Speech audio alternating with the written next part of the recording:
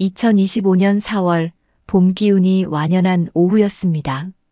아직은 아침 저녁으로 쌀쌀한 기운이 남아 있었지만 한낮의 햇살은 제법 따사로워 외투를 벗어 손에 든 사람들이 눈에 띄었죠.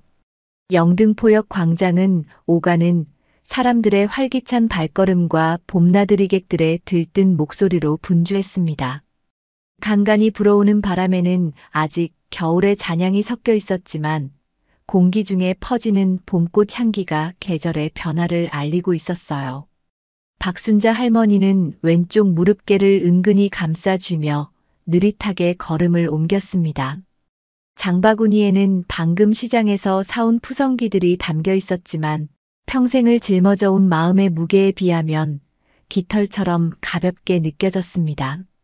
이른을 훌쩍 넘긴 할머니의 얼굴에는 세월의 흔적이 고스란히 내려앉아 있었습니다. 자글자글한 주름 사이로 언뜻 비치는 고단함, 그리고 그보다 더 깊은 곳에 자리한 40년이라는 긴 시간 동안 단 한 번도 희미해진 적 없는 슬픔의 그늘. 잃어버린 딸 은하에 대한 그리움은 이제 할머니의 일부가 되어버린 듯 했습니다. 북적이는 인파를 헤치고 역 광장을 가로지르는 발걸음은 익숙했지만 매번 이곳을 지날 때마다 가슴 한구석이 시큰거리는 것은 어쩔 수 없었어요.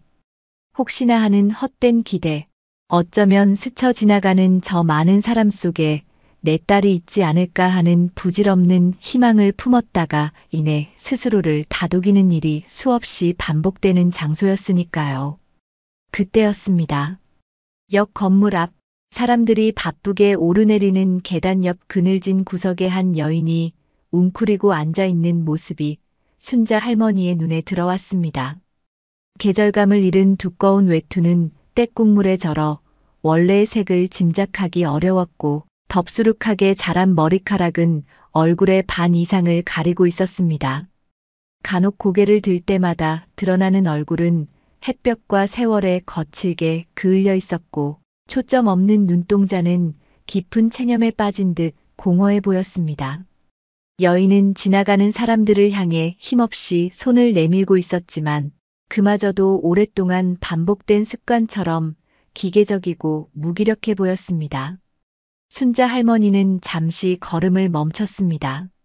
저런 모습을 보면 을에 느껴지는 약간의 거부감과 함께 그보다 훨씬 더 큰 연민이 파도처럼 밀려왔습니다. 저 여인에게도 분명 엄마가 있었을 터이고 어쩌면 누군가의 귀한 딸이었을 텐데 어쩌다 저런 모습으로 길 위에 홀로 남겨지게 되었을까? 할머니는 자신의 딸 은하를 떠올렸습니다. 만약 은하가 살아있다면 지금쯤 어떤 모습으로 살아가고 있을까? 부디 저런 고된 모습은 아니기를, 어디선가 평범하게 그저 남들처럼 웃고 울며 살아가고 있기를 간절히 바라면서도 한편으로는 저 여인의 모습 위로 은하의 얼굴이 아른거리는 것 같아 가슴이 철렁 내려앉기도 했습니다. 에휴, 저래서 될 일이 아닌데. 혼잣말을 삼키며 할머니는 낡은 손가방을 열었습니다. 얼마 되지 않는 용돈을 쪼개 써야 하는 형편이었지만 차마 그냥 지나칠 수가 없었어요. 주머니 속 동전 몇 개로는 부족하다는 생각에 할머니는 장바구니를 잠시 내려놓고 가방 안쪽 주머니를 뒤져 꼬깃꼬깃 접혀있던 10,000원짜리 지폐 한 장을 조심스럽게 꺼냈습니다. 이것으로 저 여인이 따뜻한 밥 한 끼라도 제대로 먹을 수 있기를 바라는 마음뿐이었죠. 할머니는 여인에게 천천히 다가갔습니다. 인기척을 느꼈는지 여인이 살짝 고개를 들었습니다. 경계심인지 무관심인지 모를 눈빛이 할머니의 얼굴에 잠시 머물렀다가 이내 아래로 떨어졌습니다. 할머니는 아무 말 없이 여인의 내민 손바닥 위에 10,000원짜리 지폐를 가만히 올려놓았습니다. 그때였습니다. 여인이 돈을 받으려던 손을 잠시 멈칫하더니 시선을 들어 할머니의 목 언저리를 빤히 응시하기 시작했습니다. 할머니의 목에는 낡았지만 반짝이는 작은 금목걸이가 걸려 있었습니다. 특별할 것 없는 디자인처럼 보일 수도 있지만 할머니에게는 세상 무엇과도 바꿀 수 없는 소중한 물건이었지요. 여인의 텅 빈 눈동자가 아주 미세하게 흔들리는가 싶더니 햇빛에 반사된 목걸이의 금빛에 시선이 완전히 사로잡힌 듯 보였습니다. 한참 동안 말없이 목걸이만 바라보던 여인이 마침내 갈라진 목소리로 아주 작게 하지만 분명하게 중얼거렸습니다. 그거 내 목걸이랑 똑같이 생겼는데. 그 말은 마치 마른 하늘의 날벼락처럼 순자 할머니의 귀에 꽂혔습니다. 심장이 발밑으로 쿵 떨어지는 듯한 충격. 할머니는 숨을 헙 들이마셨습니다. 뭐라고? 방금 뭐라고 했지? 잘못 들은 것이라고, 그럴 리가 없다고 생각하면서도 온몸의 피가 차갑게 식는 기분이었습니다. 뭐라고 하셨소? 할머니는 떨리는 목소리로 간신히 물었습니다.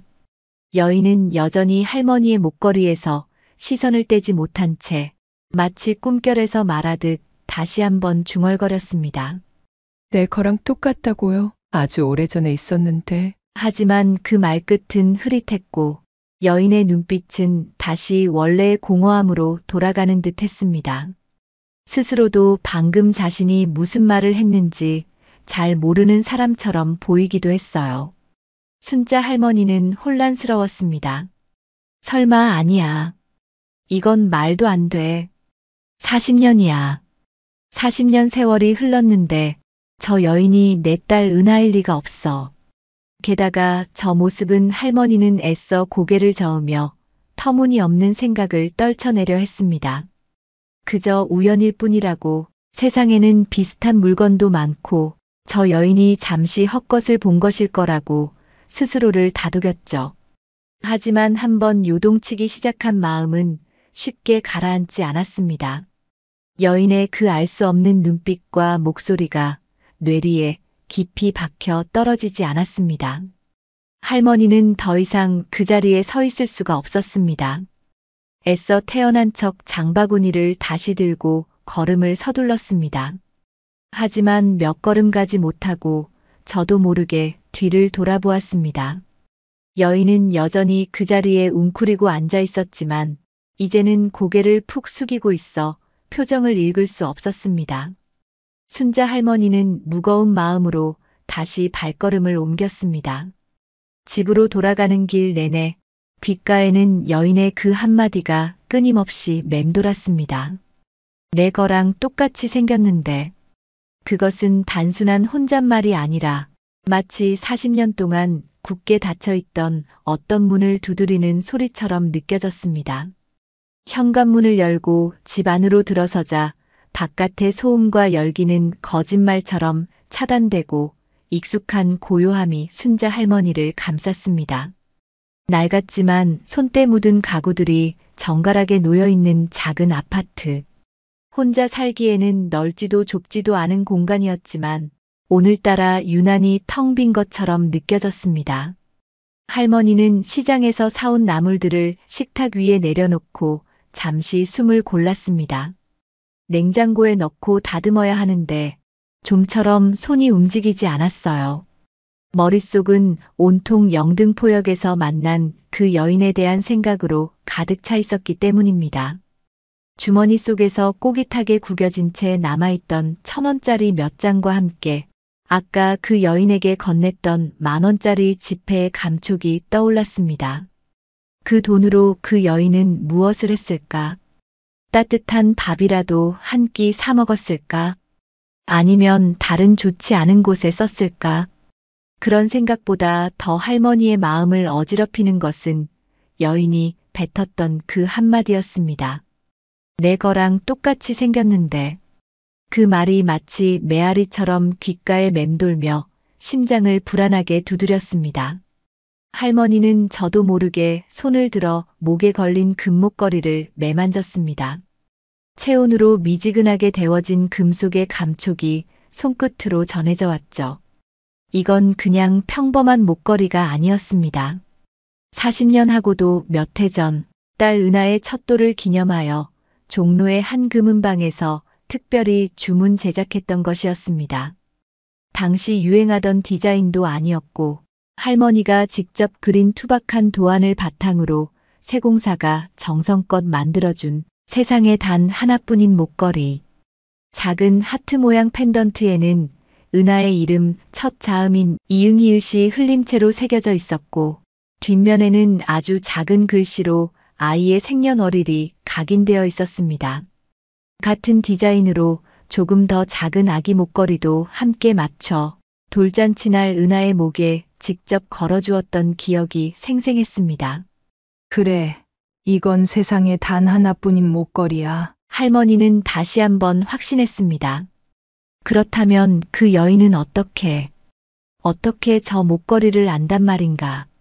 혹시 비슷한 것을 어디선가 본 기억이 있는 걸까? 아니면 정말로. 가슴이 답답해진 할머니는 자리에서 일어나 안방으로 향했습니다. 방 한쪽에 놓인 낡은 자개장 서랍을 열자 익숙한 나무 냄새와 함께 오래된 시간의 향기가 흘러나왔습니다. 서랍 깊숙한 곳에는 할머니가 소중히 간직해온 작은 비단함이 들어있었어요. 떨리는 손으로 함을 꺼내 뚜껑을 열자 그 안에는 빛바랜 베넷 저고리와 작은 양말 몇 켤레, 그리고 손때 묻은 딸아이의 사진 몇 장이 들어있었습니다. 그리고 그 옆에 할머니의 목걸이와 똑같은 디자인의, 하지만 훨씬 작은 아기 목걸이가 세월의 흔적을 간직한 채 고이 놓여 있었습니다. 할머니는 두 개의 목걸이를 나란히 손바닥 위에 올려놓았습니다. 자신의 목걸이는 세월의 흐름 속에 여기저기 흠집이 나고 광택도 조금 바랬지만 아기 목걸이는 함 속에서 보관되어 온 덕분인지 여전히 영롱한 금빛을 유지하고 있었습니다. 크기만 다를 뿐 하트 모양 펜던트와 섬세한 체인의 문양까지 모든 것이 완벽하게 똑같았습니다. 두 개의 목걸이를 번갈아 바라보는 할머니의 눈시울이 뜨거워졌습니다. 아기 목걸이를 손에 쥔 순간 잊고 있던 감각들이 파편처럼 되살아났습니다. 포동포동하고 부드러웠던 아기 은하의 목덜미에 이 목걸이를 처음 걸어주던 날의 감촉, 까르르 웃으며 할머니의 품에 안기던 아이의 체온, 특유의 분 냄새와 달콤한 전 냄새가 코끝을 스치는 듯 했습니다. 빛바랜 사진 속 목걸이를 하고 환하게 웃고 있는 은하의 얼굴을 들여다보자 아이의 맑은 웃음소리가 환청처럼 귓가에 울리는 듯 했습니다. 이렇게 예쁘고 사랑스러웠던 내 딸. 하지만 행복한 기억 뒤에는 어김없이 그날의 악몽 같은 순간이 따라왔습니다. 북적이던 시장통, 잠시 한눈을 판 사이 잡고 있던 작고 여린 손이 스르르 빠져나가던 그 찰나의 감각. 은하야. 목이 터져라 아이의 이름을 불렀지만 수많은 인파 속에 아이의 모습은 보이지 않았습니다. 미친 사람처럼 시장 바닥을 헤집고 다니며 울부짖었던 기억, 경찰서에 가서 횡설수설하며 아이의 인상착의를 설명하던 기억, 그리고 그 후로 수십 년간 딸을 찾기 위해 전국을 헤매고 다녔던 기나긴 시간들. 그 모든 과정에서 할머니를 지배했던 것은 깊은 절망과 함께 스스로에 대한 지독한 죄책감이었습니다. 내가 그때 잠시만, 아주 잠시만 아이에게서 눈을 떼지 않았더라면 하는 후회는 40년이 지난 지금까지도 할머니의 가슴을 짓누르는 무거운 돌덩이였습니다. 아니야. 그럴 리 없어. 할머니는 다시 고개를 저었습니다. 영등포역에서 만난 그 여인은 은하가 아니야. 40년 세월이 사람을 얼마나 바꿔놓는데 그 초췌하고 남루한 모습이 내 예쁜 딸 은하일 리가 없어. 그저 헛된 희망일 뿐이야. 할머니는 애써 이성적으로 생각하려 했지만 마음 한구석에서는 자꾸만 혹시나 하는 미련이 고개를 들었습니다. 그 목걸이.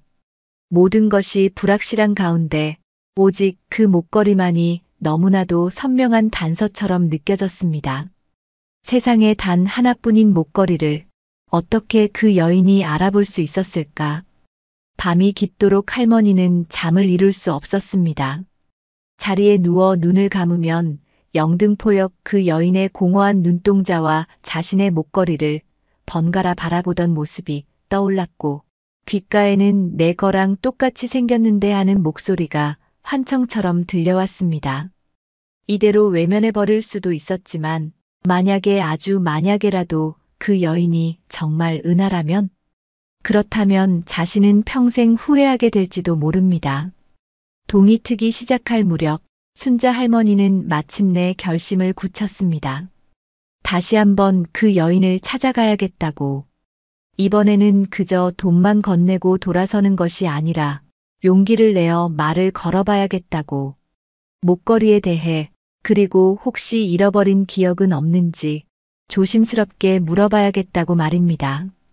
두려움과 설렘, 불안과 희망이 뒤섞인 복잡한 감정을 안고 할머니는 다시 영등포역으로 향할 준비를 시작했습니다.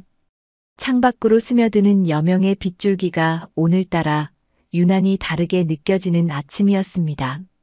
할머니는 부엌으로 가 쌀을 씻고 작은 냄비에 물을 올렸습니다. 어젯밤 미리 불려놓았던 찹쌀과 함께 냉동실에 얼려두었던 닭가슴살을 꺼내 정성껏 끓이기 시작했습니다. 보글보글 냄비에서 끓어오르는 김처럼 할머니의 마음속에도 기대와 불안감이 뒤섞여 피어올랐습니다. 너무 다그치면 안 돼. 놀라서 도망가. 버릴지도 몰라. 혹시 나를 이상한 사람 취급하면 어쩌지? 아니야. 그래도 물어봐야 해. 목걸이에 대해 아주 조금이라도 기억하는 게 있을지도 몰라. 할머니는 닭죽이 뭉근하게 끓어가는 동안 혼잣말로 몇 번이고 다짐하고 또 되뇌었습니다. 혹시라도 그 여인이 경계심을 풀지 않을까 싶어 평소 자신은 잘 먹지도 않는 달걀지단까지 곱게 부쳐 채 썰어 고명으로 얹었습니다. 김도 잘게 부수고 참기름도 한 방울 떨어뜨렸죠. 마치 어린 딸에게 이유식을 만들어주던 아주 오래전 그날처럼 할머니의 손길에는 애틋한 정성과 간절한 염원이 담겨 있었습니다. 따끈한 닭죽을 보온병에 담고 작은 플라스틱 통에는 며칠 전 담가둔 오이김치도 조금 덜어 담았습니다. 행여나 목이 마를까 싶어 생수 한 통도 잊지 않고 챙겼지요. 마지막으로 어젯밤 잠들기 전까지 수없이 매만졌던 빛바랜 은하의 돌사진 한 장을 가슴팍 안주머니에 소중히 넣었습니다. 아직 이 사진을 꺼내 보일 용기는 없었지만 부적처럼 지니고 있으면 왠지 힘이 날 것만 같았습니다. 모든 준비를 마치고 집을 나서는 할머니의 발걸음은 어제와 사뭇 달랐습니다. 여전히 무릎은 시큰거렸지만 마음속에 자리한 작은 희망 때문인지 조금은 가볍게 느껴졌어요. 버스를 타고 영등포역으로 가는 내내 창밖 풍경은 눈에 들어오지 않았습니다. 할머니의 시선은 거리 곳곳에 자리한 또 다른 노숙인들에게 향해 있었습니다. 전에는 그저 무심하게 혹은 약간의 불편함으로 스쳐 지나갔던 그들의 모습이 오늘은 하나하나 애틋하게 다가왔습니다. 저들에게도 각자의 사연이 있을 것이고 어쩌면 누군가는 애타게 찾고 있을 가족이 있을지도 모른다는 생각에 마음이 아려왔습니다. 동시에 덜컥 겁이 나기도 했습니다. 만약 역에서 만난 그 여인이 정말 은하라면 40년 동안 저렇게 힘겨운 삶을 살아왔다는 사실을 자신이 감당할 수 있을까?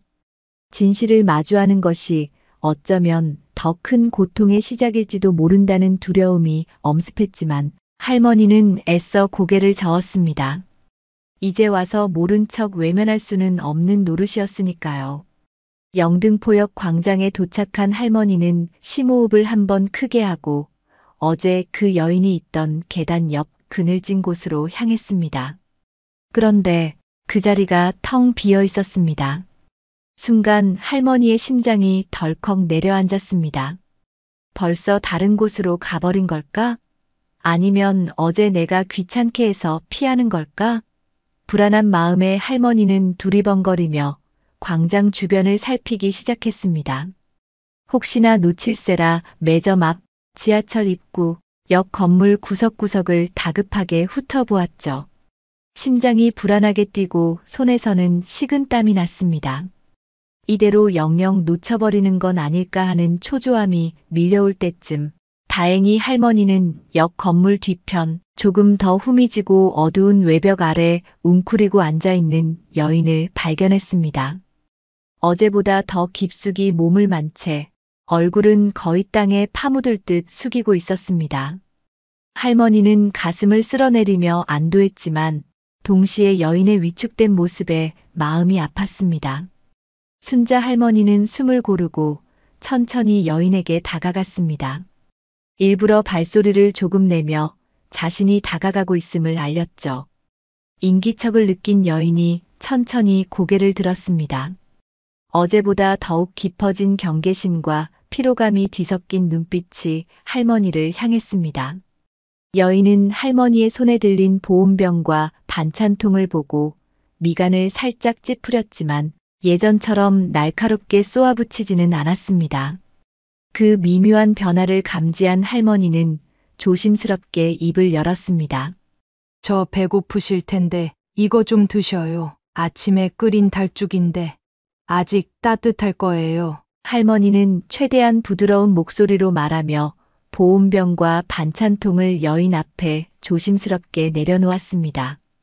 여인은 잠시 망설이는 듯 했습니다. 의심스러운 눈초리로 할머니와 음식을 번갈아 쳐다보더니 이내 말없이 보온병 뚜껑을 열어 김이 모락모락 나는 죽을 한 숟갈 떠먹었습니다. 허기가 졌는지 아니면 죽 맛이 괜찮았는지 여인은 금세 허겁지겁 죽을 먹기 시작했습니다. 할머니는 그런 여인의 모습을 가만히 지켜보며 마음속으로 안도했습니다. 여인이 죽을 거의 다 비워갈 무렵 할머니는 다시 한번 용기를 내어 조심스럽게 말을 꺼냈습니다. 이번에는 목소리가 조금 떨리는 것을 느꼈습니다. 저 어제 제가 목걸이 때문에 놀라서 그랬는데 혹시 정말로 비슷한 목걸이를 가지셨던 기억은 없으세요? 아주 오래된 기억이라도 괜찮으니. 그 말이 끝나기가 무섭게 죽을 먹던 여인의 숟가락질이 멈췄습니다. 고개를 든 여인의 눈빛은 다시 싸늘하게 변해 있었습니다. 어제보다 더 날카롭고 방어적인 기운이 느껴졌죠. 왜 자꾸 그놈의 목걸이 타령이에요? 여인은 신경질적인 목소리로 쏘아붙였습니다. 내가 뭘 안다고 자꾸 물어요? 나 같은 사람한테 그런 게 있었을 리가 없잖아요. 그냥 배고파서 헛소리한 거지 신경 꺼요. 여인은 마치 상처 입은 짐승처럼 잔뜩 가시를 세웠습니다. 할머니의 질문이 그녀의 가장 아픈 부분을 건드린 것일까? 아니면 그저 낯선 이의 관심 자체가 부담스러운 것일까? 여인은 자리에서 벌떡 일어나려는 듯 몸을 뒤척이며 불안한 기색을 내비쳤습니다. 대체 나한테 원하는 게 뭐예요? 할머니가 뭔데 자꾸 찾아와서 귀찮게 구는 거냐고요. 여인의 외침에는 단순히 짜증을 넘어선 깊은 불신과 두려움이 배어 있었습니다. 오랜 시간 동안 세상으로부터 받아온 냉대와 무관심이 만들어낸 단단한 벽. 순자 할머니는 그 벽 앞에서 자신이 얼마나 무력한 존재인지 절감했습니다. 지금 이 자리에서 딸의 사진을 꺼내 보이거나 더 캐묻는 것은 오히려 여인을 더 불안하게 만들고 영영 밀어내는 결과를 낳을 뿐이라는 것을 깨달았죠. 할머니의 가슴 속에는 안타까움과 절망감이 파도처럼 밀려왔습니다. 미안해요. 내가 너무 신뢰를 했나 보오. 그냥 혹시나 해서 궁금해서 그랬어요. 할머니는 힘없이 사과하며 뒷걸음질 쳤습니다. 죽은 천천히 다 드세요. 그럼.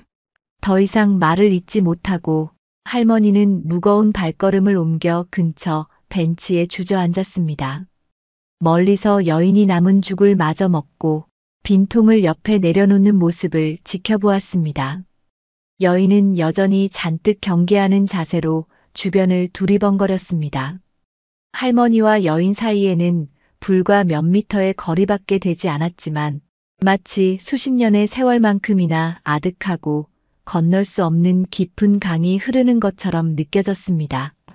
순자 할머니는 깊은 한숨을 내쉬며 생각했습니다. 이 보이지 않는 벽을 어떻게 허물어야 할까? 어떻게 해야 저 아이의 다친 마음을 열고 진실에 다가갈 수 있을까? 막막함 속에서도 할머니는 포기할 수 없다는 생각만은 분명히 했습니다. 시간이 걸리더라도 아주 조금씩이라도 다가가야 한다고. 그렇게 다짐하며 할머니는 한참 동안 그 자리에 앉아 여인의 뒷모습을 바라보았습니다. 그날 이후 순자 할머니의 하루는 영등포역에서 시작하여 영등포역에서 끝나는 것이 일상이 되었습니다. 매일 아침 할머니는 작은 보온병에 따뜻한 차나 수프를 담고 때로는 김밥이나 찐빵처럼 간단히 먹을 수 있는 음식을 챙겨 역으로 향했습니다. 처음 며칠간 여인은 여전히 할머니를 경계하고 불편해하는 기색이 역력했지요. 할머니가 다가가면 슬금슬금 자리를 피하거나 음식을 건네도 마지못해 받을 뿐 눈도 마주치지 않으려 했습니다. 하지만 순자 할머니는 조급해하지 않았습니다. 억지로 말을 걸거나 질문을 던지는 대신 그저 묵묵히 여인의 곁을 지켰습니다. 음식을 건네고는 조금 떨어진 곳에 앉아 준비해간 뜨개질거리를 하거나 가만히 오가는 사람들을 구경하기도 했어요. 비가 오는 날에는 작은 우산을 받쳐들고 여인이 비를 맞지 않도록 잠시 옆에 서 있어 주었고, 바람이 유난히 차가운 날에는 자신의 낡은 스카프를 풀어 여인의 어깨에 슬며시 덮어주기도 했습니다. 할머니의 그런 꾸준하고 조용한 관심은 마치 차가운 바위를 녹이는 햇살처럼 아주 느리지만 분명하게 여인의 얼어붙은 마음을 조금씩 녹이기 시작했습니다. 변화는 아주 사소한 것들에서부터 나타났습니다. 어느 날부턴가 여인은 할머니가 다가가도 더 이상 자리를 피하지 않았습니다. 음식을 받을 때 예전에는 땅바닥만 보던 시선이 잠시 할머니의 손이나 얼굴에 머물기도 했죠. 아주 가끔이지만 할머니가 건넨 따뜻한 차를 마시며 따뜻하다고 혼잣말처럼 중얼거리는 소리가 들리기도 했습니다. 그것은 여인이 아주 오랜만에 느껴보는 아무런 대가도 바라지 않는 순수한 관심과 온기였을 겁니다. 여인 역시 슬며시 할머니를 관찰하기 시작했습니다. 매일같이 자신을 찾아오는 저 노파는 대체 누구일까? 왜 자신에게 이렇게까지 하는 걸까 하는 의문과 함께 아주 희미하지만 어떤 기대감 같은 것이 싹트기 시작했을지도 모를 일입니다. 그러던 어느 주말 오후였습니다. 광장 한쪽에서 젊은 청소년 몇몇이 시시덕거리며 장난을 치고 있었는데 그중 한 명이 웅크리고 앉아 졸고 있던 여인의 옆에 놓인 다 해진 가방을 발로 툭 찼습니다. 깜짝 놀라 잠에서 깬 여인이 당황하며 가방을 끌어안으려 하자 아이들은 뭐가 그리 재미있는지 낄낄거리며 여인을 놀려대기 시작했습니다. 아줌마, 여기서 뭐해요? 집 없어요? 가방에 뭐 들었어요? 훔친 거 아니에요? 여인은 잔뜩 겁에 질려 몸을 웅크린 채 아무 대꾸도 하지 못하고 있었죠. 그때였습니다. 조금 떨어진 벤치에서 뜨개질을 하던 순자 할머니가 벌떡 일어나 아이들에게 다가갔습니다. 할머니는 작고 왜소했지만 목소리만큼은 단호하고 엄했습니다. 학생들, 지금 뭐 하는 짓들이야? 어른한테 함부로 그러면 못 써. 갑작스러운 할머니의 호통에 아이들은 잠시 당황한 듯 했습니다. 힐끗거리며 눈치를 보더니 이내 에이 재수 없어 하고 투덜거리며 슬금슬금 자리를 피했습니다. 할머니는 아이들이 완전히 사라질 때까지 매서운 눈초리로 그 뒷모습을 쏘아보다가 이내 걱정스러운 얼굴로 여인에게 다가갔습니다. 괜찮아요. 저런 못된 것들 말을 마음에 담아두지 말아요. 여인은 처음 겪는 상황에 어리둥절한 표정이었습니다. 늘 자신을 벌레 보듯 하거나 무시하는 사람들만 보아왔는데 누군가가 자신을 위해 나서서 화를 내주는 것은 아주 낯선 경험이었죠. 여인은 한참 동안 아무 말 없이 할머니를 빤히 쳐다보더니 마침내 아주 작고 거친 목소리로 중얼거렸습니다. 고맙수다. 그것은 할머니가 여인에게서 처음으로 들은 적대감이나 경계심이 아닌 다른 감정이 담긴 말이었습니다. 할머니는 반가운 마음에 활짝 웃으며 여인의 옆에 조심스럽게 앉았습니다. 그리고 다시 한번 아주 부드럽게 물었습니다. 혹시 이름이라도 알 수 있을까요? 나는 박순자라고 해요. 이번에는 여인도 예전처럼 퉁명스럽게 대꾸하지 않았습니다. 잠시 머뭇거리더니 땅바닥에 시선을 던진 채 작은 목소리로 대답했습니다. 김민지요. 그 이름을 듣는 순간 순자 할머니의 가슴이 다시 한번 철렁 내려앉았습니다. 은하, 박은하. 자신이 지어준 그 예쁜 이름이 아니라는 사실에 잠시 실망감이 스쳤지만 이내 고개를 저었습니다. 40년 세월 동안 무슨 일이 있었을지 아무도 모르는 일. 보육원에 갔다면 당연히 새로운 이름이 주어졌을 수도 있고 스스로 다른 이름을 사용했을 수도 있는 일이었지요. 이름이 중요한 게 아니었습니다. 중요한 것은 이 여인이 가지고 있는 기억의 조각들이었습니다. 그날 김민지라고 자신을 밝힌 여인은 처음으로 자신의 과거에 대해 조금씩 이야기를 꺼내놓기 시작했습니다. 그것은 잘 짜인 이야기가 아니라 마치 깨진 유리 조각처럼 파편적이고 두서없는 기억의 편린들이었습니다. 아주 어릴 적 누군가의 따뜻한 품에 안겨 자장가를 듣던 희미한 기억. 하지만 그 기억은 언제나 갑작스러운 혼란과 소음, 그리고 홀로 남겨졌다는 공포로 이어졌습니다. 그 후로는 차가운 보육원 침상과 맛없는 급식, 눈치 보며 살아야 했던 시간들. 몇 번이고 그곳을 도망쳐 나왔지만 세상은 더 차갑고 무서운 곳이었다는 이야기. 배고픔과 추위, 사람들의 냉대와 폭력 속에서 살아남기 위해 발버둥 쳐야 했던 시간들. 그녀의 이야기는 건조하고 무심한 말투 속에 깊은 상처와 분노, 그리고 세상을 향한 뿌리 깊은 불신을 담고 있었습니다. 다 똑같아요. 거기나 여기나 믿을 사람 하나 없어요. 민지의 씁쓸한 중얼거림은 할머니의 가슴을 아프게 파고들었습니다. 순자 할머니는 아무 말 없이 민지의 이야기를 들어주었습니다. 때로는 안타까움에 눈시울을 붉히기도 하고 때로는 분노에 주먹을 불끈 쥐기도 했죠. 민지가 겪어온 고통스러운 삶의 이야기들은 할머니가 그토록 바라왔던 딸 은하의 행복한 삶과는 너무나도 거리가 멀었습니다. 그 사실이 할머니의 가슴을 미어지게 했고 잃어버린 세월에 대한 죄책감을 더욱 깊게 만들었습니다. 하지만 동시에 민지의 이야기를 들을수록 그 거칠고 투박한 모습 속에 숨겨진 여리고 상처받은 영혼을 느낄수록 저 아이가 내 딸 은하일지도 모른다는 강렬한 예감은 더욱 뚜렷해져 갔습니다. 민지의 고통은 곧 은하의 고통일 수도 있었고 그 고통을 이제라도 자신이 보듬어 주어야 한다는 강한 모성애와 책임감이 할머니의 마음속에서 뜨겁게 타오르기 시작했습니다. 그날 이후 할머니는 더 이상 민지를 그저 영등포역의 노숙자 여인으로 보지 않았습니다.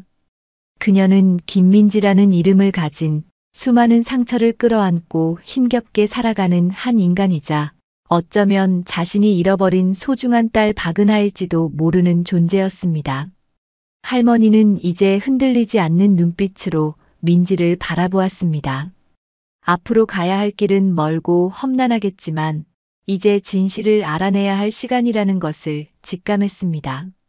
그리고 그 진실이 무엇이든 자신이 감당해야 할 몫이라는 것을 받아들일 준비를 하고 있었습니다.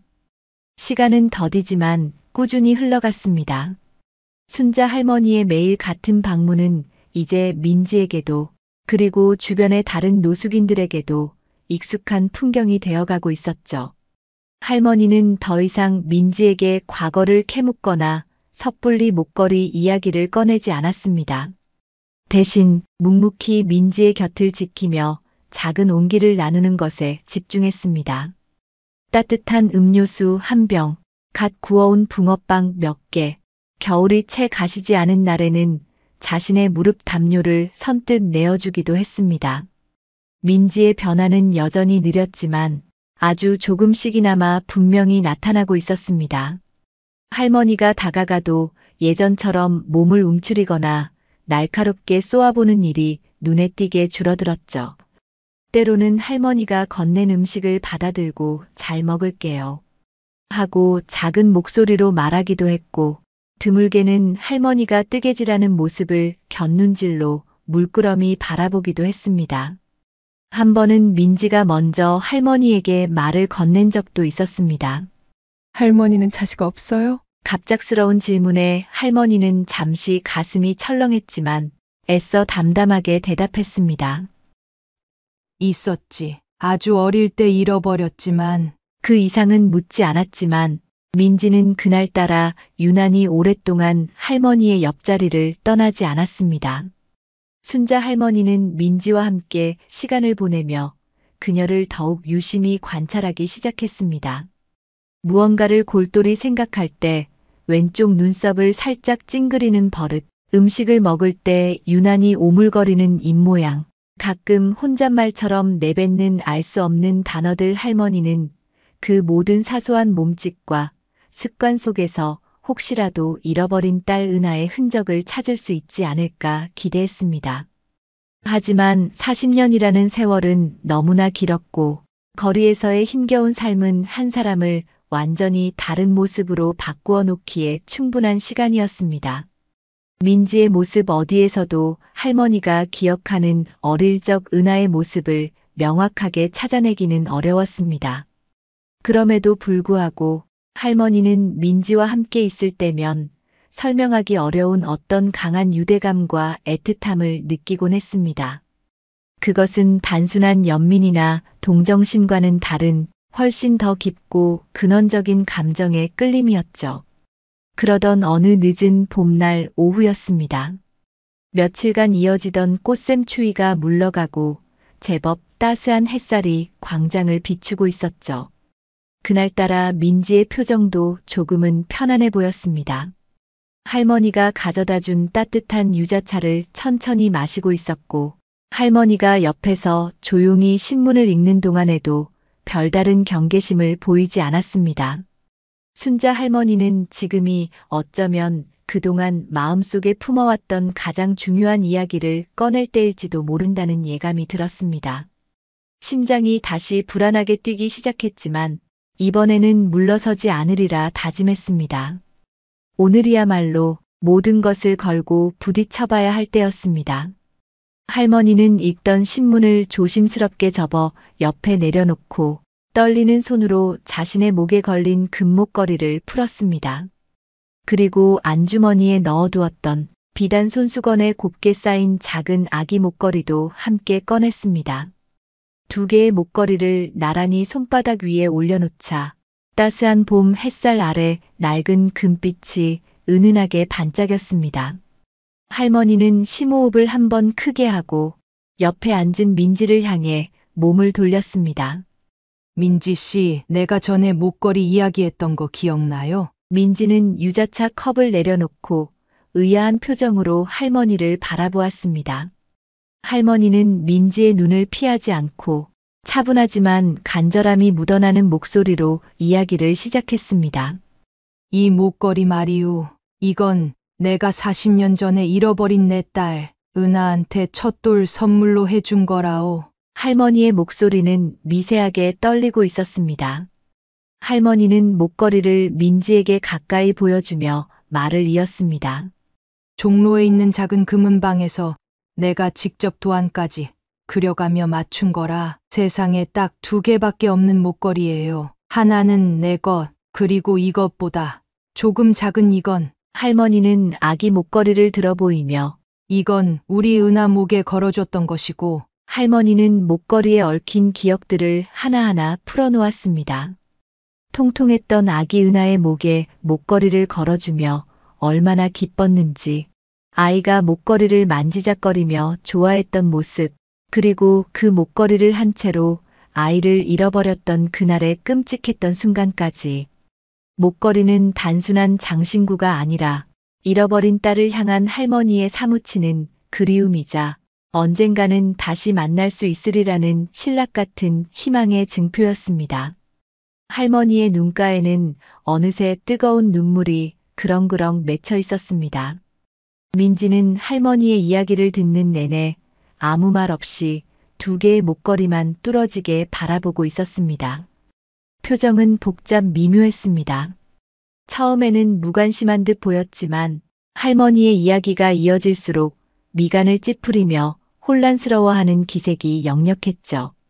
마치 머릿속에서 무언가를 필사적으로 떠올리려 애쓰는 사람처럼 보이기도 했습니다.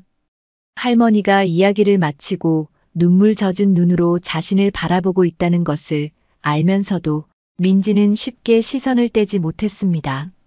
마침내 민지는 떨리는 손을 뻗어 할머니의 손바닥 위에 놓인 두 개의 목걸이를 받아들었습니다. 작은 아기 목걸이와 할머니의 목걸이를 번갈아 만져보며 손가락으로 펜던트에 새겨진 희미한 문양과 뒷면의 각인을 더듬었습니다. 햇빛에 비춰보기도 하고 손 안에 넣고 가만히 감싸 쥐어보기도 했죠. 그러는 동안 민지의 얼굴에는 당혹감과 함께 알 수 없는 고통의 그림자가 스쳐 지나갔습니다. 어쩌면 아주 깊은 곳에 잠들어 있던 기억의 파편들이 희미하게 남아 그녀를 건드리고 있었는지도 모를 일입니다. 한참 동안 목걸이를 매만지던 민지는 마침내 고개를 들었습니다. 하지만 그녀의 눈빛은 여전히 짙은 안개 속처럼 혼란스러워 보였습니다. 모르겠어요. 정말 처음 보는 것 같아요. 근데 왜 이렇게 가슴이 답답하지? 민지는 목걸이를 할머니에게 돌려주며 중얼거렸습니다. 그 목소리에는 이전의 날카로움 대신 깊은 혼란과 슬픔 같은 것이 배어 있었습니다. 할머니는 실망감을 감추지 못했지만 한편으로는 민지의 그 혼란스러운 반응 속에서 오히려 작은 희망의 불씨를 발견했습니다. 완전히 무관심한 것이 아니라면 무언가 민지의 내면을 건드린 것이 분명했기 때문입니다. 바로 그때였습니다. 목걸이를 돌려주고 불안한 듯 자신의 팔을 매만지던 민지의 모습에서 할머니는 무언가를 발견하고 숨을 헙 들이마셨습니다. 민지가 무의식적으로 문지르고 있는 왼쪽 팔뚝, 낡고해진 외투 소매 아래로 희미하게 드러난 피부 위에 오래된 화상 자국이 얼핏 보였던 것입니다.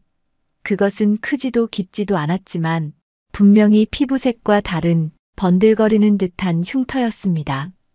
순간 할머니의 머릿속에는 40년 전의 기억 하나가 번개처럼 스쳐 지나갔습니다. 새 살배기 은하가 부엌에서 뜨거운 주전자에 손을 대었던 일. 다행히 크게 다치지는 않았지만 왼쪽 팔뚝 아래쪽에 작은 물집이 잡혔었고 그 자리에 희미한 흉터가 남았었습니다. 할머니는 자신의 기억이 맞는지 확인하기 위해 온 신경을 민지의 왼쪽 팔에 집중했습니다. 심장이 미친 듯이 요동치기 시작했습니다. 세상에 단 하나뿐인 목걸이, 그리고 딸에게 있었던 것과 똑같은 위치의 화상 자국. 이 두 가지가 우연히 한 사람에게 동시에 존재할 확률은 얼마나 될까? 할머니는 온몸에 소름이 돋는 것을 느꼈습니다. 이것은 더 이상 단순한 우연이나 가능성이 아니었습니다. 강렬한 확신이 할머니의 온몸을 전율처럼 휩쓸고 지나갔습니다. 하지만 동시에 덜컥 겁이 났습니다. 지금 당장 민지의 소매를 걷어붙이고 흉터를 확인하고 싶었지만 그랬다가는 민지가 놀라서 도망가 버릴지도 모른다는 두려움. 할머니는 터질 듯한 심장을 애써 억누르며 민지의 얼굴과 그녀의 왼쪽 팔뚝을 번갈아 바라보았습니다. 민지는 여전히 목걸이의 여운 때문인지 멍한 표정으로 앉아 있었습니다. 할머니는 마른 침을 삼키며 생각했습니다. 이제 마지막 관문만이 남아 있었다. 저 흉터에 대해, 그리고 어쩌면 그 아이만이 기억할지도 모르는 그 노래에 대해 물어볼 차례였다. 거대한 진실의 문턱 앞에서 할머니는 두려움과 희망이 뒤엉킨 채 숨을 죽이고 다음 순간을 기다리고 있었습니다. 숨막히는 침묵이 흘렀습니다. 봄날의 햇살은 여전히 따사로웠지만 순자 할머니와 민지 사이의 공기는 보이지 않는 긴장감으로 팽팽하게 당겨져 있었죠. 민지는 조금 전 할머니가 보여준 목걸이 때문인지 아니면 그저 이유 모를 불안감 때문인지 여전히 멍하니 허공을 응시하고 있었습니다. 가끔씩 미간을 찌푸리거나 입술을 잘근거리는 모습이 그녀의 내면이 결코 평온하지 않음을 보여주고 있었지요. 순자 할머니는 그런 민지의 모습과 무엇보다도 그녀의 왼쪽 팔뚝에 희미하게 드러난 화상 자국에서 눈을 떼지 못했습니다. 터질 것 같은 심장을 진정시키려 애쓰며 할머니는 속으로 몇 번이고 물어야 할 질문을 되뇌었습니다. 어떻게 물어야 민지가 놀라거나 도망가지 않을까? 어떻게 해야 저 아이의 마지막 기억의 빗장을 열 수 있을까? 마침내 할머니는 용기를 내어 입을 열었습니다. 최대한 아무렇지 않은 척 목소리가 떨리는 것을 감추려 애쓰며 조심스럽게 물었습니다. 저 민지 씨, 아까 보니 팔에 흉터가 있던데 그거 언제 다친 거예요? 꽤 오래돼 보이던데. 할머니의 질문에 민지는 화들짝 놀라며 반사적으로 자신의 왼쪽 팔을 감싸 안았습니다. 마치 들켜서는 안 될 비밀이라도 들킨 사람처럼 그녀의 눈빛에는 다시 강한 경계심과 당혹감이 어렸습니다. 소매를 더 깊숙이 끌어내려 흉터를 완전히 가린 민지는 할머니의 시선을 피하며 퉁명스럽게 대답했습니다. 어릴 때요. 뜨거운 물에 데웠나 불에 그랬나 잘 기억 안 나요. 근데 그건 왜 물어요? 민지의 대답은 모호했고 말투에는 의심과 불안감이 역력했습니다. 하지만 그 방어적인 태도와 어릴 때라는 희미한 기억의 편리는 오히려 순자 할머니의 확신에 불을 지폈습니다. 그래, 어릴 때였지. 우리 은하가 다쳤던 것도 아주 어릴 때였어. 할머니는 더 이상 물러설 수 없다고 생각했습니다. 이제 마지막 열쇠를 사용할 차례였습니다. 묘한 긴장감을 풀려는 듯 혹은 스스로의 떨리는 마음을 진정시키려는 듯 순자 할머니는 아주 낮은 소리로 콧노래를 흥얼거리기 시작했습니다. 그것은 아주 단순하고 조금은 구슬픈 가락의 자장가였습니다. 할머니가 40년 전 어린 은하를 재울 때마다 불러주었던 노래. 매일 밤 딸아이의 등을 토닥이며 불러주었던 세상에서 가장 다정하고 애틋했던 그 멜로디였습니다. 처음에는 민지도 별다른 반응을 보이지 않았습니다. 여전히 경계심을 풀지 않은 채 다른 곳을 보고 있었죠. 하지만 할머니의 콧노래가 몇 소절 이어지자 민지의 몸이 서서히 굳어가는 것이 느껴졌습니다. 미동도 없이 허공을 응시하던 민지의 고개가 아주 천천히 할머니 쪽으로 돌아갔고 그녀의 눈동자가 크게 흔들리기 시작했습니다. 마치 아주 깊은 잠에서 깨어나려는 사람처럼 혹은 아주 오래전에 잃어버렸던 무언가를 필사적으로 떠올리려는 사람처럼 민지의 얼굴에는 극심한 혼란과 함께 알 수 없는 고통의 표정이 스쳐 지나갔습니다. 민지는 자신도 모르게 미간을 찌푸리며 관자놀이를 꾹꾹 눌렀습니다. 머릿속이 하얗게 비는 듯 하면서도 아주 희미한 영상들이 안개처럼 피어올랐다 사라지기를 반복하는 듯 했습니다. 따뜻한 불빛, 포근한 이불의 감촉, 귓가에 맴도는 나지막한 노랫소리 그리고 갑자기 모든 것이 뒤엉키는 듯한 혼란과 두려움. 민지는 이성적으로는 아무것도 기억해내지 못했지만 그녀의 몸과 마음은 40년 동안 잊고 있었던 그 선율에 격렬하게 반응하고 있었습니다.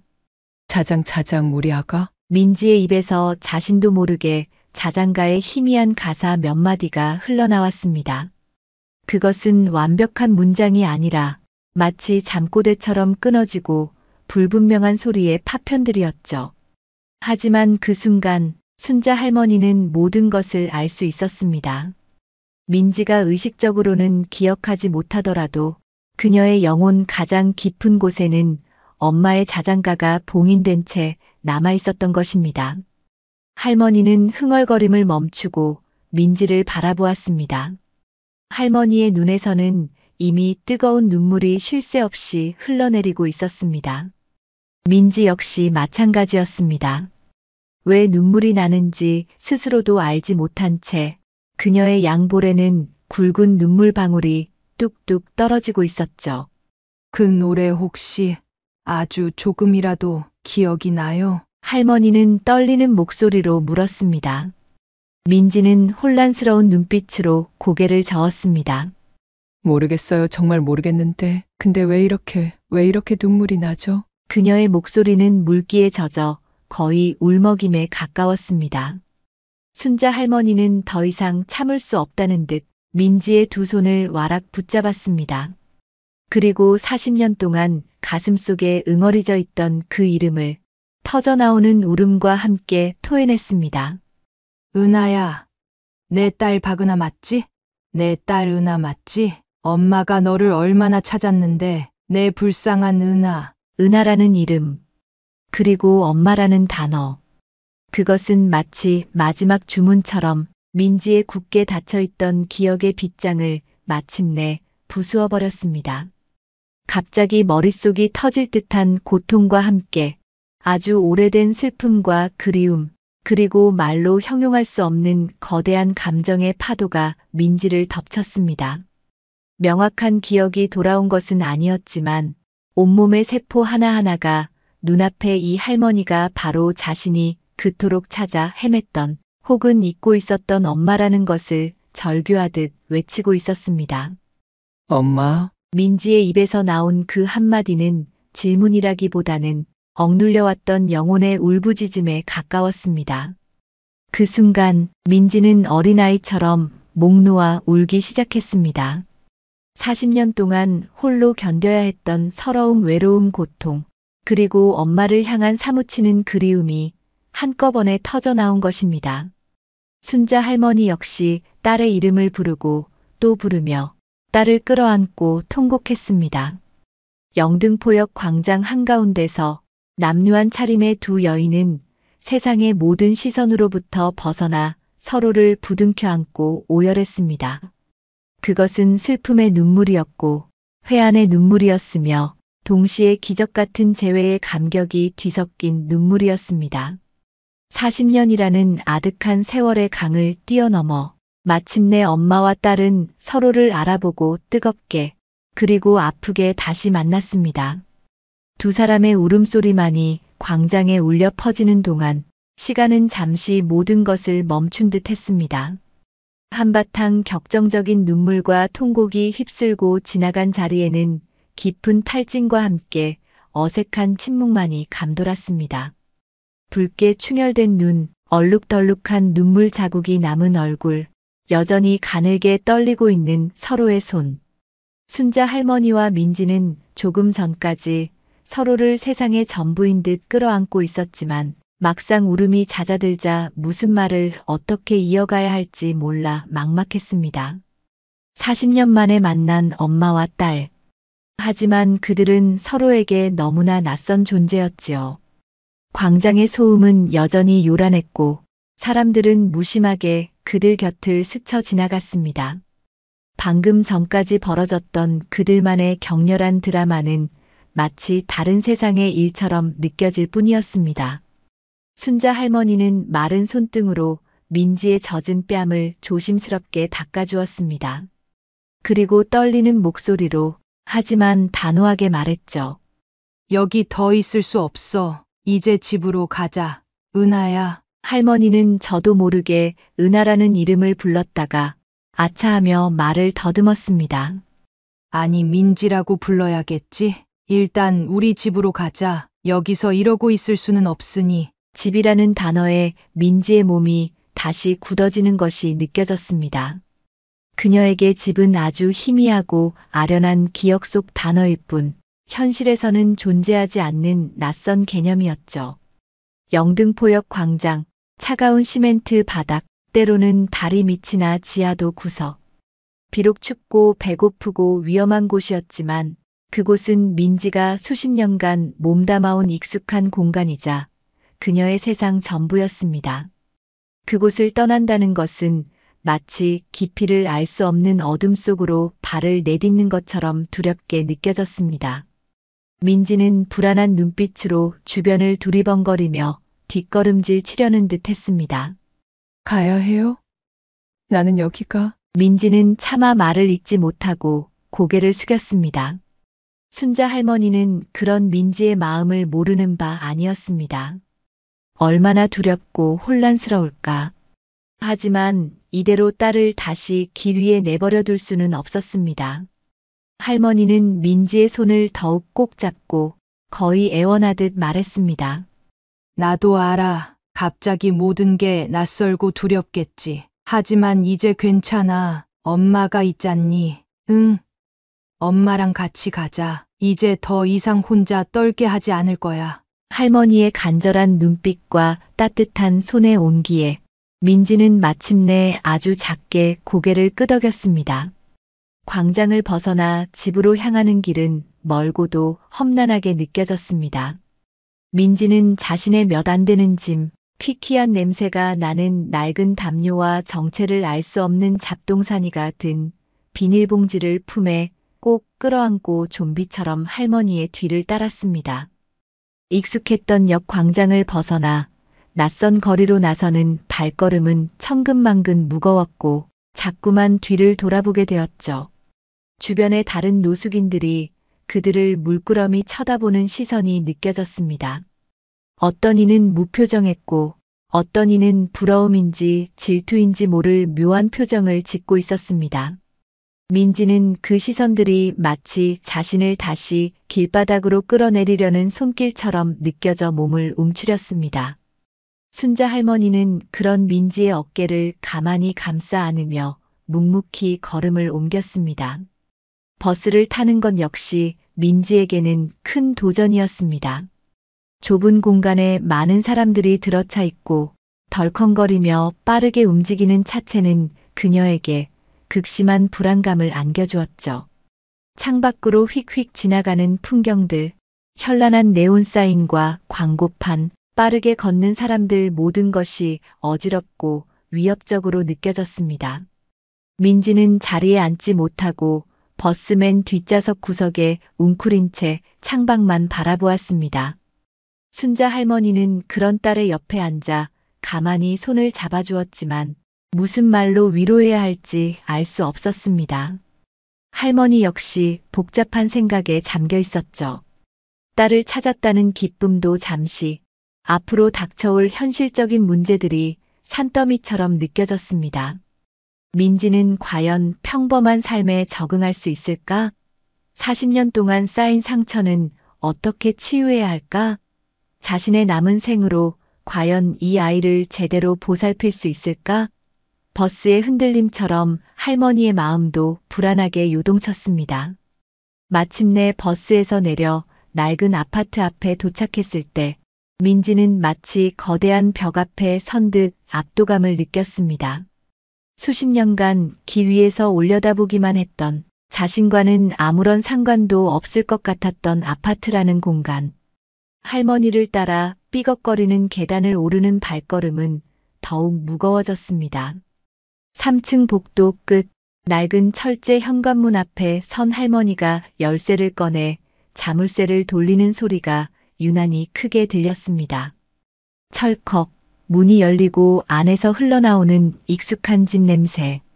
오래된 장판 냄새와 음식 냄새, 세제 냄새가 뒤섞인 그 냄새는 민지에게 너무나 낯설었습니다. 자, 들어오렴. 할머니가 문을 활짝 열고 민지를 맞이했습니다. 하지만 민지는 문턱에서 망설였습니다. 안으로 들어서기가 두려운 듯 신발을 벗지 못하고 우두커니 서 있었죠. 집안은 작고 낡았지만 할머니의 손길이 닿아 나름대로 정갈하게 정돈되어 있었습니다. 깨끗하게 닦인 바닥, 가지런히 개어진 이불, 작은 탁자 위에 놓인 꽃병, 그 모든 평범한 일상의 풍경들이 민지에게는 마치 다른 행성에 온 듯 비현실적으로 느껴졌습니다. 무엇보다도 견디기 힘든 것은 집 안을 가득 채운 정적이었습니다.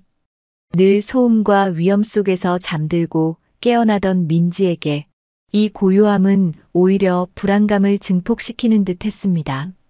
할머니는 그런 민지를 재촉하지 않고 잠시 기다려 주었습니다. 그리고는 부드러운 목소리로 다시 한번 말했죠. 괜찮아. 이제 여기가 내 집이야. 그 말에 용기를 얻은 듯 민지는 마침내 아주 조심스럽게 신발을 벗고 집 안으로 들어섰습니다. 하지만 여전히 안절부절 못하며 거실 한가운데 어색하게 서 있을 뿐이었습니다. 어디에 앉아야 할지, 무엇을 해야 할지 전혀 알 수 없다는 표정이었죠. 할머니는 민지를 욕실로 데려가 따뜻한 물수건과 새 옷을 건넸습니다. 우선 좀 씻고 옷부터 갈아입으렴. 민지는 잠시 머뭇거리다가 마지못해 욕실로 들어갔습니다. 수도꼭지를 틀자 뜨거운 물이 콸콸 쏟아져 나왔습니다. 길 위에서는 상상할 수도 없었던 일이었습니다. 거울 속에는 때묻고 헝클어진 머리카락에 낯선 여자가 서 있었습니다. 그것이 자신의 모습이라는 사실조차 희미하게 느껴질 정도였죠. 한참 동안 물끄러미 거울 속 자신을 바라보던 민지는 아주 천천히 그리고 서툴게 몸을 씻기 시작했습니다. 그 사이 할머니는 저녁 식사를 준비했습니다. 밥솥에서는 구수한 밥 냄새가 피어올랐고 냉장고에 있던 밑반찬 몇 가지를 꺼내 상을 차렸습니다. 민지가 욕실에서 나왔을 때 작은 상 위에는 김이 모락모락 나는 흰쌀밥과 된장찌개, 그리고 몇 가지 나물 반찬이 차려져 있었습니다. 할머니는 민지를 식탁 앞에 앉히고 숟가락을 쥐어주었습니다. 하지만 민지는 쉽게 밥을 먹지 못했습니다. 낯선 음식, 낯선 공간, 그리고 무엇보다 바로 앞에 앉아 자신을 바라보는 엄마라는 존재가 너무나 어색하고 불편하게 느껴졌기 때문입니다. 몇 숟갈 뜨는 둥 마는 둥 하더니 이내 숟가락을 내려놓고 말았습니다. 할머니는 그런 민지의 모습에 마음이 아팠지만 섣불리 더 먹으라고 권하지도 못했습니다. 저녁 식사 후 할머니는 안방에 민지가 누울 잠자리를 마련해 주었습니다.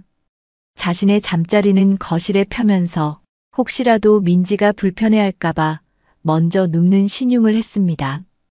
불을 끄자 방 안에는 무거운 침묵이 내려앉았습니다. 민지는 딱딱하게 굳은 채 이불 속에 누워 눈을 크게 뜨고 있었습니다. 수십 년 만에 처음으로 누워보는 따뜻하고 푹신한 잠자리였지만 잠은 전혀 오지 않았습니다. 오히려 사방을 둘러싼 벽과 천장이 자신을 짓누르는 듯 답답하고 불안하게 느껴졌죠. 밖에서 들려오는 자동차 소리나 사람들의 말소리가 오히려 그리울 정도였습니다. 할머니 역시 잠들지 못하고 어둠 속에서 민지의 기척을 살폈습니다. 뒤척이는 소리, 가쁜 숨소리 딸이 바로 옆에 누워있다는 사실이 꿈결처럼 느껴지면서도 그들 사이에 놓인 보이지 않는 거대한 벽을 실감하며 깊은 한숨을 내쉬었습니다. 기적 같은 재회는 이루어졌지만 그것은 어쩌면 더 길고 험난한 여정의 시작일 뿐이었습니다. 한 지붕 아래 엄마와 딸은 그렇게 각자의 고독 속에서 길고 낯선 첫날 밤을 보내고 있었습니다. 시간은 속절없이 흘러 민지가 순자 할머니의 집으로 들어온 지도 어느덧 몇 주가 지났습니다. 영등포역 광장에서의 극적인 재회가 가져다 주었던 벅찬 감격과 흥분은 점차 희미해지고 그 자리에는 녹록지 않은 현실의 무게가 내려앉기 시작했습니다. 겉보기에는 많은 것이 변했습니다. 민지는 더 이상 남루한 행색의 노숙인이 아니었죠. 깨끗하게 씻고 할머니가 마련해준 단정한 옷을 입고 있었고 적어도 끼니를 굶거나 추위에 떨 일은 없었습니다. 하지만 그녀의 눈빛 깊숙한 곳에는 여전히 40년 동안 길 위에서 새겨진 깊은 그늘과 불안감이 도사리고 있었습니다. 집안에 머무는 시간에도 민지는 자주 창밖을 멍하니 바라보거나 방 안을 초조하게 서성이곤 했습니다. 할머니가 애써 차려준 따뜻한 밥상 앞에서도 여전히 밥을 남기기 일쑤였고 밤에는 악몽에 시달리며 비명을 지르거나 식은땀을 흘리며 깨어나기 부지기수였죠. 민지의 가장 큰 어려움은 일상 그 자체에 적응하는 것이었습니다. 규칙적인 시간에 일어나고 잠자리에 드는 것, 하루 세 끼를 챙겨 먹는 것, 심지어는 주기적으로 몸을 씻고 옷을 갈아입는 것조차 그녀에게는 너무나 낯설고 힘겨운 일이었습니다. 수십 년간 생존 자체가 유일한 목표였던 삶을 살아왔기에 평범하고 안정된 생활 리듬은 오히려 그녀를 불안하게 만들고 숨막히게 하는 것처럼 보였습니다. 돈을 주고 물건을 사는 기본적인 일조차 어려워했고 할머니가 심부름이라도 시킬라 치면 잔뜩 겁을 먹고 어쩔 줄 몰라 했습니다. 가끔은 자신도 모르게 할머니 몰래 음식이나 작은 물건들을 자신의 방 구석에 숨겨놓는 행동을 보이기도 했는데 이는 길 위에서의 생존 본능이 여전히 그녀를 지배하고 있다는 증거였습니다. 더욱 힘든 것은 눈에 보이지 않는 마음의 상처였습니다. 민지는 극심한 트라우마와 깊은 불신감에 시달렸습니다. 갑작스러운 큰 소리나 낯선 사람의 접근에 깜짝 놀라 몸을 움츠리거나 날카롭게 반응하기 일쑤였고 할머니의 다정한 손길이나 따뜻한 말조차 의심의 눈초리로 바라볼 때가 많았습니다. 때로는 이유 없이 화를 내거나 방문을 걸어 잠그고 며칠씩 나오지 않기도 했고 또 어떤 날은 어린아이처럼 할머니 곁에 꼭 붙어 떨어지지 않으려 하기도 했습니다. 그녀의 감정은 종잡을 수 없이 널뛰었고 그 밑바탕에는 세상과 사람에 대한 깊은 불신, 그리고 자기 자신에 대한 뿌리 깊은 불안감이 자리하고 있었습니다. 오래된 습관처럼 때로는 모든 것을 버리고 다시 영등포역으로 돌아가고 싶은 충동에 시달리는 모습도 보였습니다. 그런 민지를 곁에서 지켜보는 순자 할머니의 마음은 마치 시계추처럼 하루에도 몇 번이고 극과 극을 오갔습니다. 40년 만에 기적처럼 딸을 찾았다는 사실 자체만으로도 벅차오르는 감사함과 황홀경에 젖어들다가도 바로 다음 순간에는 기위의 삶이 남긴 깊은 상처 속에서 허우적거리는 딸의 모습에 가슴이 무너져 내리는 절망감을 맛보곤 했지요. 아침에 민지가 아주 잠깐이지만 맑은 표정으로 인사를 건네는 날이면 할머니는 온 세상을 다 얻은 듯 기뻐하며 하루 종일 콧노래를 흥얼거렸습니다. 하지만 바로 그날 밤 악몽에 시달리며 비명을 지르는 딸을 끌어안고 달래야 할 때면 그 기쁨은 순식간에 재처럼 바스러지고 깊은 무력감과 슬픔에 잠겨야 했습니다. 할머니를 가장 괴롭히는 것은 지워지지 않는 죄책감이었습니다. 내가 그때 아주 잠시만 한눈을 팔지 않았더라면 40년 전 시장통에서의 그 찰나의 순간은 할머니의 뇌리에서 떠나지 않고 밤낮으로 그녀를 괴롭혔습니다. 곱게 차려입고 자신의 손을 꼭 잡고 있던 작고 귀여웠던 은하의 모습, 그리고 인파 속으로 사라져가던 그 마지막 잔상. 그 기억은 현재 민지가 겪고 있는 모든 고통과 불행의 시발점처럼 느껴졌고 그 모든 것이 오롯이 자신의 책임인 것만 같아 숨쉬기조차 힘들 때가 많았습니다. 딸이 마땅히 누렸어야 할 평범하고 행복한 삶. 학교에 가고 친구들을 사귀고 사랑하는 사람을 만나 가정을 이루는 그런 삶을 자신이 빼앗아 버렸다는 생각에 가슴이 미어졌습니다. 어떻게든 그 잃어버린 세월을 보상해주고 딸의 깊은 상처를 치유해주고 싶다는 마음은 간절했지만 현실의 벽은 너무나 높고 단단했습니다. 할머니 자신도 이제는 예전 같지 않았습니다. 하루가 다르게 기력이 쇠해가는 것을 느꼈고 밤새 민지를 돌보고 난 아침이면 온몸이 쑤시고 아팠습니다. 젊었을 때부터 알아온 관절염은 더욱 심해져 계단을 오르내리는 것조차 버거울 때가 많았죠. 하지만 할머니는 자신의 몸을 돌볼 겨를이 없었습니다. 평생 아끼고 모아둔 얼마 되지 않는 노령연금과 기초생활수급비로는 민지의 병원비와 상담 비용, 그리고 두 사람의 빠듯한 살림을 꾸려나가기에도 벅찼습니다.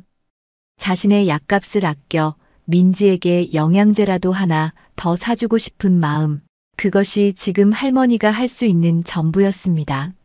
무엇보다 할머니를 힘들게 하는 것은 이제는 낯선 어른이 되어버린 딸을 어떻게 대해야 할지 모르겠다는 막막함이었습니다. 민지가 과거의 트라우마로 괴로워하며 방문을 걸어 잠글 때 할머니는 그저 문 밖에서 발을 동동 구르며 애를 태울 수밖에 없었습니다.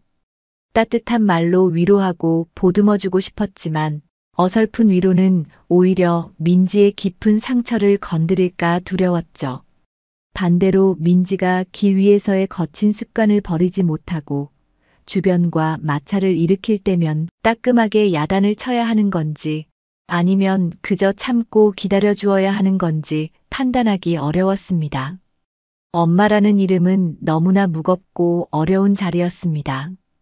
때로는 텔레비전 드라마 속 현명한 어머니의 모습을 따라 해보려 하기도 하고 용기를 내어 여성 상담 전화에 익명으로 고민을 털어놓기도 했지만 속 시원한 답을 얻기는 어려웠습니다. 할머니는 매일 밤 잠든 민지의 얼굴을 가만히 들여다보며 홀로 눈물을 삼켰습니다. 헝클어진 머리카락을 쓸어 넘겨주며 은하야, 미안하다. 엄마가 부족해서 미안하다. 하고 속삭이는 것이 할머니가 할 수 있는 유일한 위로였습니다. 집 밖의 세상 역시 그들에게 여전히 차가운 시선과 보이지 않는 벽으로 다가왔습니다. 처음에는 안타까운 사연에 측은지심을 보이던 아파트 이웃들도 시간이 지나면서 조금씩 거리를 두기 시작했습니다. 엘리베이터에서 마주칠 때면 어색한 미소와 함께 형식적인 안부를 물었지만 그 눈빛 속에는 숨길 수 없는 경계심과 불편함이 어려 있었죠. 한 번은 반상회에 다녀온 아랫집 할머니가 순자 할머니를 따로 불러 조심스럽게 말을 꺼내기도 했습니다. 저기 박 할머니 요새 그 따님 때문에 밤에 좀 시끄럽다는 이야기가 있어서 아무래도 다들 신경이 좀 쓰이는 모양이야. 악에 없는 말이었지만 할머니는 마치 죄인이 된 듯 얼굴이 화끈거리고 가슴이 답답해졌습니다. 그때부터 할머니와 민지는 아파트 복도에서도 최대한 이웃들과 마주치지 않으려 애썼고 그들만의 작은 섬에 더욱 고립되어 갔습니다. 민지의 신분증을 만들고 기초적인 의료 지원이라도 알아보기 위해 찾아간 주민센터에서의 경험은 더욱 비참했습니다. 번호표를 뽑고 한참을 기다려 마주한 젊은 공무원은 민지의 행색과 불안정한 눈빛을 보고는 노골적으로 미간을 찌푸렸습니다. 40년간의 기록 공백, 증명할 수 없는 과거. 공무원은 마치 불가능한 요구를 하는 사람을 대하듯 딱딱하고 사무적인 말투로 서류 미비를 지적하며 그들을 돌려보냈습니다. 할머니가 사정을 설명하려 애썼지만 돌아오는 것은 규정상 어쩔 수 없습니다라는 차가운 대답뿐이었죠.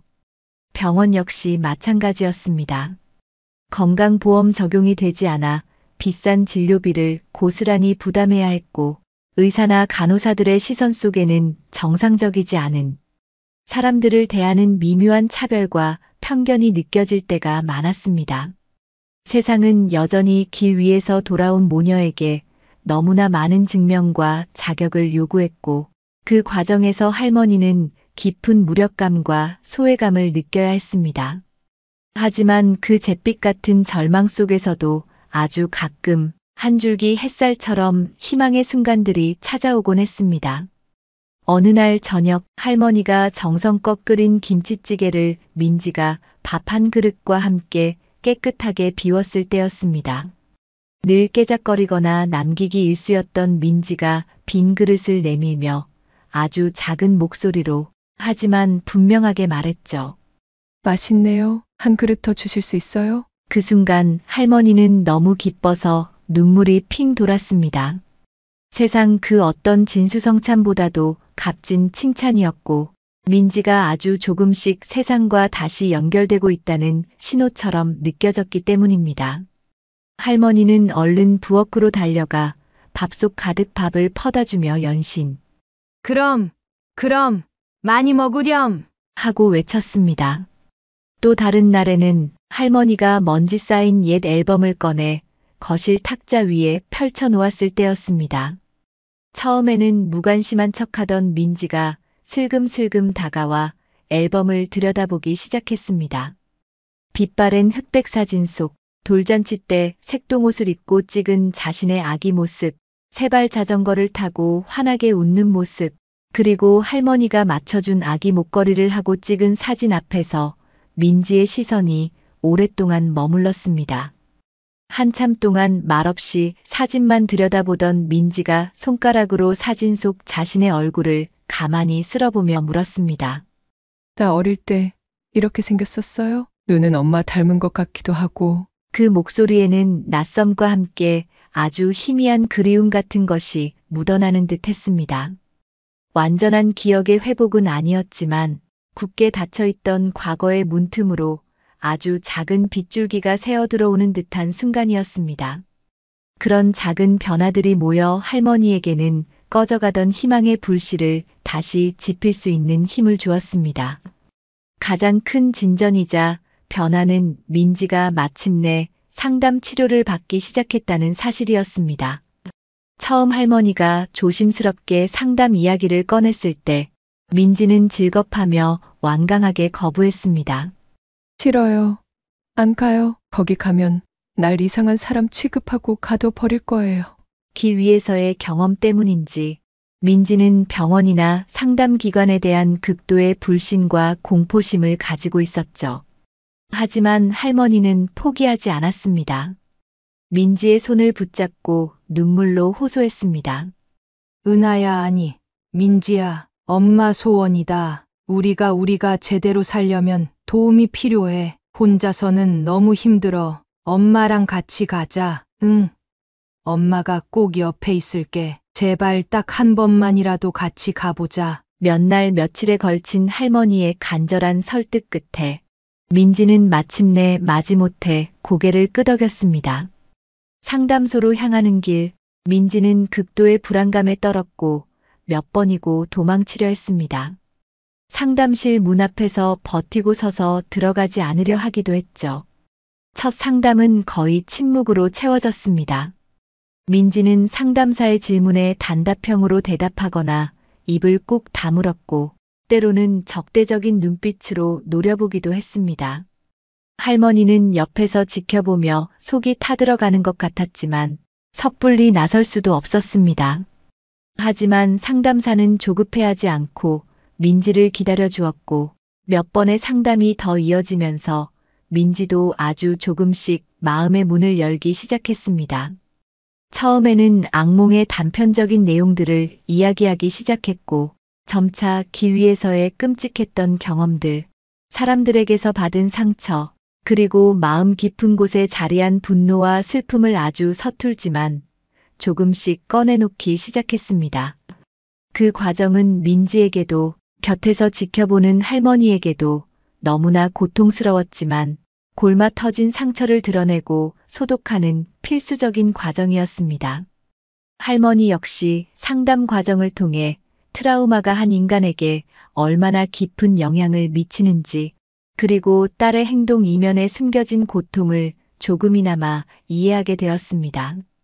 또한 상담사는 할머니에게 민지를 대하는 방법과 스스로의 감정을 돌보는 법에 대해서도 조언해 주었고, 그것은 할머니에게 큰 위안과 힘이 되었습니다. 어느덧 계절은 다시 바뀌어 뜨거운 여름의 문턱에 들어섰습니다. 창밖 나뭇잎은 더욱 짙은 녹색으로 변해 있었고 매미 소리가 시끄럽게 울어대는 날들이 이어졌습니다. 여전히 그들 앞에는 넘어야 할 산이 많았고 가야 할 길은 멀고 험난해 보였습니다. 민지의 트라우마는 하루아침에 사라지지 않을 것이고 40년이라는 잃어버린 세월이 남긴 깊은 상처는 평생 안고 가야 할 무게일지도 모릅니다. 완전한 회복이나 정상적인 삶으로의 복귀는 어쩌면 불가능한 목표일 수도 있었습니다. 하지만 중요한 것은 이제 그들은 더 이상 혼자가 아니라는 사실이었습니다. 서로의 존재 자체가 힘이 되고 위안이 되었습니다. 여전히 서로에게 서툴고 때로는 오해하고 상처를 주기도 하지만 그들은 이제 서로의 상처를 외면하지 않고 마주보며 함께 걸어가기로 약속한 사이였습니다. 서로에게 기대어 울고 아주 작은 기쁨에도 함께 웃으며 그들은 그들만의 속도로 아주 조심스럽지만 분명하게 앞으로 나아가고 있었죠. 어느 햇살 좋은 주말 오후였습니다.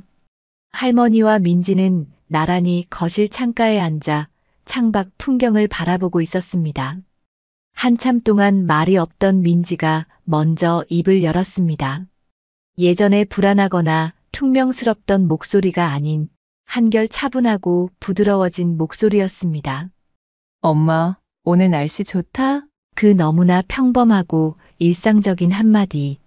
하지만 그 속에는 민지가 엄마라는 존재를 받아들이고 오늘이라는 현재를 인지하며 좋다라는 긍정적인 감정을 표현하는 놀라운 변화가 담겨 있었습니다. 순자 할머니는 순간 울컥 차오르는 감정을 누르며 가만히 민지의 손을 잡았습니다. 주름지고 거칠어진 딸의 손. 그 손에는 40년 세월의 고통이 고스란히 새겨져 있었지만 이제 그 손은 더 이상 외롭지 않았습니다. 할머니는 민지의 손을 잡은 자신의 손에 힘을 주며 눈가에 어린 눈물을 애써 참아냈습니다. 할머니의 방, 작은 탁자 위에는 낡은 금목걸이 2개가 나란히 놓여 있었습니다. 오후의 햇살을 받아 반짝이는 그 목걸이들은 지울 수 없는 아픈 과거의 증표인 동시에 기적처럼 다시 이어진 모녀의 인연과 여전히 불안하지만 그럼에도 불구하고 서로의 손을 잡고 함께 걸어갈 미래를 향한 작지만 단단한 약속처럼 그들의 조용한 오후를 따스하게 비추고 있었습니다.